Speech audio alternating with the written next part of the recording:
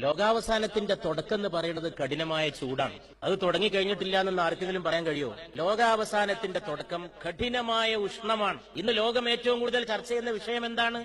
ഉഷ്ണമാണ്. അടുത്ത കാലത്ത് ലോകത്ത് വലിയ പ്രളയങ്ങൾ ഉണ്ടാവുന്നതാണ്. എങ്ങനെയാണ് ചൂട് കൂടുമ്പോ പ്രളയം ഉണ്ടാവുക?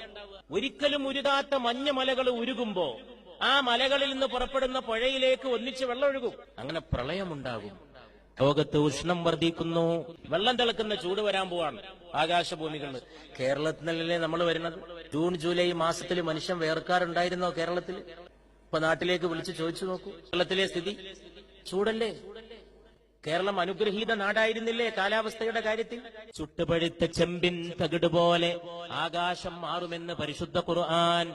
ഭൂമി പൊട്ടിപ്പൊളരുകയും അത് ചുവന്ന കുഴമ്പ് പോലെ ആയിത്തീരുകയും ചെയ്യും. ചൂടുകൊണ്ട് ചുവക്ക മാത്രമല്ല ചെയ്യാ, കുഴമ്പ് പോലെ ആയിത്തീരുമെന്നാണ് വിശുദ്ധ ഖുർആന്റെ വിളംബരം.